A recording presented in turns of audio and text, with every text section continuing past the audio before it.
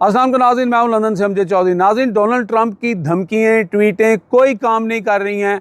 Iran जो है वो अपनी आई पे आ चुका है और ईरान ने जो वादा किया था उसने दिन की रोशनी में भी तल अवीव के ऊपर हमला किया, और ये हमला कहीं और नहीं, मोसाद का जो हेड क्वार्टर है, जो इंटरनेशनल अफेयर्स और सारी साजिशें दुनिया में जहाँ पे ये करते हैं उसको हिट किया है, जो कि भरी आबादी के अंदर था। ह्यूमन शील्ड के तौर पर वो इसको यहाँ पे इस्तेमाल कर रहे थे, बहुत सारे इक्विपमेंट लगा रखे थे, फिर भी ईरान के मिसाइल जो हैं उन्होंने जाके वहाँ पे हिट किया और 20 मिसाइल जो हैं वो दागे हैं ईरान ने, और ईरान ने उनका ये हेड क्वार्टर तबाह कर दिया है। CNN के रिपोर्टर जो हैं वो भी ये रिपोर्ट कर रहे हैं। हम थोड़ी सी रिपोर्ट उनकी आपको सुना देते हैं, आप खुद सुन लें। Among the targets were Israeli airfields, but also, and this is crucial, the headquarters of Mossad, the International Intelligence Service of Israel, which is inside Tel Aviv. It's in the northern part of Tel Aviv. जी नाज़रीन, Israel जो है उसने इसी तरह के काम कर रखे हैं, भरी आबादी के अंदर अपने जो हेड ऑफिस बना रखे हैं, वहाँ पे अपने फ़ौजियों के अड्डे बना रखे हैं, वहाँ पे इस तरह की चीज़ें की हुई हैं। पहले तो उनको ये तवक्को ही नहीं थी कोई हम तक पहुँच सकेगा, अगर पहुँचेगा भी तो इंटरनेशनल लॉ के मुताबिक आप आबादी वाले हिस्सों पे हमला नहीं कर सकते। लेकिन ये इंटरनेशनल लॉ जो है वो दुनिया के लिए तो है, लेकिन ये चीज़ जो है वो इजराइल के लिए नहीं है। किस तरह इजराइल ने सिर्फ आबादी के इलाकों को गाज़ा के अंदर जो है तबाह किया, और यही उन्होंने वहाँ पर एक्सक्यूज़ जो बनाया था कि जनाब ह्यूमन शील्ड यूज़ करके हमास और ये लोग वहाँ से वो काम कर रहे हैं। जो बात आपने दूसरों के लिए इस्तेमाल की थी, आज अल्लाह ताला आपको वही आईना दिखा रहा है, और वहाँ पर आपका जो सबसे बड़ा ताकतवर जो एक नेटवर्क था, मोसाद का जो हेड ऑफिस था, उसको हिट करना ईरान के लिए बहुत बड़ी कामयाबी है। और अब लोगों को मज़ीद परेशानी होना शुरू हो गई है कि ईरान तो पीछे हट नहीं रहा। डोनाल्ड ट्रंप अलहदा से धमकी मारता है, एक तरफ से धमकी लगाता है, दूसरी 2 कदम पीछे हट जाता है। तो ये सारे मामला जाएंगे किस तरह? एक बड़ी जंग का पैगाम ये लेके आ रहे हैं। फ़िलहाल ईरान जो है वो तनहा लड़ रहा है, और मैंने कल भी कहा था कि किस तरह के लोग हैं ये, कि पहले हमला करते हैं, बदमाशी करते हैं, अपने मसल दिखाते हैं, और जब एक गैरतमंद मुल्क और एक तनहा मुल्क जो है जिसके ऊपर 30 साल से सैंक्शन लगा रखी थी, उसके अंदर अपने इन्होंने जो है गद्दार छोड़े, वहाँ पर पैसा लगाया, उनको अंदर से खोखला करके उनके ऊपर हमला करता है, और उसका जब जवाब शुरू होता है और वो ख़त्म होने का नाम नहीं लेता, और अब ये भागते फिर रहे हैं चूहों की तरह, कभी इस मुल्क के पास, कभी ट्रंप के पास, यहाँ तक भी कह रहे हैं। कल नेतन्याहू का ये बयान था, ग्रेट अमेरिका तो ठीक है लेकिन डेड अमेरिका ठीक नहीं है। मतलब उसका ये था, वो ये कह रहा था कि आज अगर ईरान हमारे तक मिसाइल भेज रहा है, कल आपके अमेरिका के अंदर भी वो मिसाइल मारेगा अगर उसने एटमी पावर हासिल कर ली।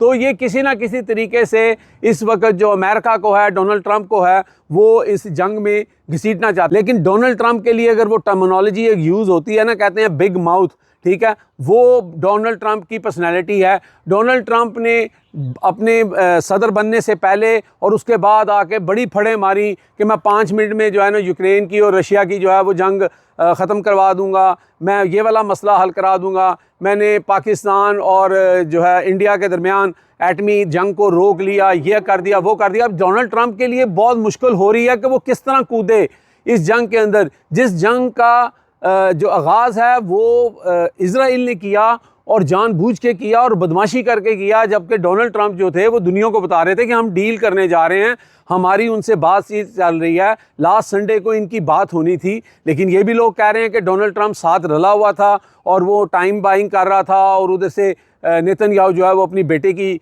शादी की तकरीबात में मसरूफ़ और उस तरह नज़र आ रहा था। लेकिन अचानक फिर जो है वो ईरान के ऊपर हमला कर दिया। अब ईरान थमने का नाम नहीं ले रहा, और इनकी धोती ढीली हो चुकी है और ये भाग रहे हैं और धोती उतर रही है। लिहाजा इसीलिए इन्होंने ये कतगन भी लगा रखी है कि हमारी फुटेज बाहर ना जाए, हमारी बातें बाहर ना जाएं। लेकिन वो कहते हैं ना, चंद चढ़ता है तो कुल आलम देखता है। ईरान तो रात को सूरज और चांद निकाल रहा है, इतनी रोशनी कर देता है मिसाइलों के साथ कि ये जो छुपाना चाहते हैं वो जो दूर बैठे हुए मुल्क हैं लबनान से और इधर उधर से लोग जो हैं वीडियोस बना के वो सोशल मीडिया पे जारी कर देते हैं।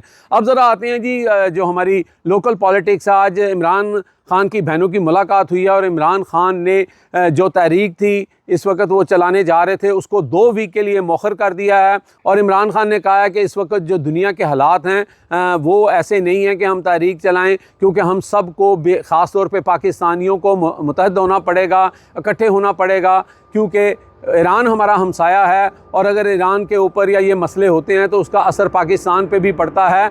इसके ऊपर उनकी जो बहनें थीं उनसे सहाफ़ियों ने काफ़ी सवालात किए, ये भी किया सवाल किया कि इमरान ख़ान जो हैं क्या उन्होंने क्या पाकिस्तान ईरान के साथ मिलकर हमला करेगा, तो उन्होंने कहा उन्होंने ऐसी कोई बात नहीं की है, लेकिन वो फ़िलहाल ये कह रहे हैं कि सब जो हैं वो इकट्ठे हो जाएं, क्योंकि ये जो हालात बने हुए हैं इसका असर पाकिस्तान पे भी होगा और अगर हम एज़ ए कौम इकट्ठे नहीं होंगे तो उसका पाकिस्तान को नुकसान होगा। इमरान हमेशा जो है वो एक लीडरशिप और एक कौमी लीडर की जो है वो बात करते हैं। और उनकी बहनों ने एक सवाल के जवाब में कि इमरान ख़ान इज़राइल और ईरान की जंग के बारे में उन्होंने क्या कहा, उन्होंने कहा इमरान ख़ान तो जब बाहर थे उस वक्त भी खुला के इस बात को इज़राइल को कंडेम करते थे, ना मानने की बात करते थे, और ईरान हमारा हमसाया मुल्क है और कोई भी, और वो सिर्फ़ पाकिस्तान के लीडर नहीं हैं, वो मुस्लिम उम्मा के भी लीडर हैं और वो हमेशा इस्लाम और मुसलमानों को भी देखते हैं। तो एक कैटेगोरिकली उनकी तरफ से एक बयान जो आ गया है।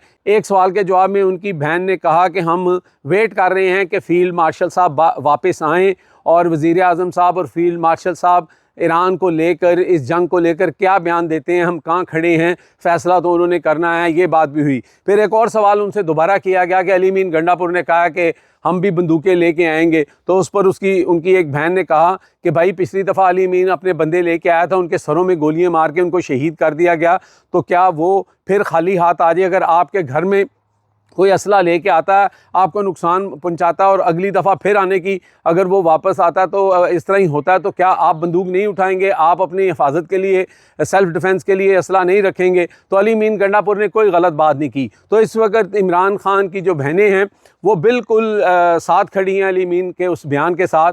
और एक और जो बयान फील्ड मार्शल के विज़िट के ऊपर जो उन्होंने USA में किया, उसको लेके जो वहाँ पे बहुत बड़ा एहतजाज हुआ है जिसमें 4 से 5 हज़ार लोग बताए जाते हैं, उसकी जब बात की गई तो उन्होंने कहा कि वो कोई पार्टी का एहतजाज नहीं था, वो इमरान ख़ान या तहरीक इंसाफ ने नहीं किया, वो वहाँ के मुहब्बे वतन पाकिस्तानी हैं जो पाकिस्तान से मोहब्बत करते हैं, जिनको पाकिस्तान की तकलीफ़ है, उनका पाकिस्तान से लेना देना भी उस तरह कुछ नहीं है, लेकिन वो पाकिस्तानियों के लिए हमेशा आवाज़ उठाते हैं। तो उन्होंने वहाँ पे अपना जो एहतजाज किया है वो उनका हक़ बनता था। तो उसके अंदर जो पार्टी ने कोई डिसीजन नहीं लिया हुआ था, ये सिर्फ़ और सिर्फ जो है ओवरसीज़ पाकिस्तानी और मुहब्बे वतन पाकिस्तानियों ने किया है। यानी उनके मुताबिक ये एहतजाज ठीक हुआ है और एहतजाज करना हर बंदे का हक़ है। अब तक के लिए इतने ही। देखते रहे मेरा channel hitlist by Amjad Chaudhary.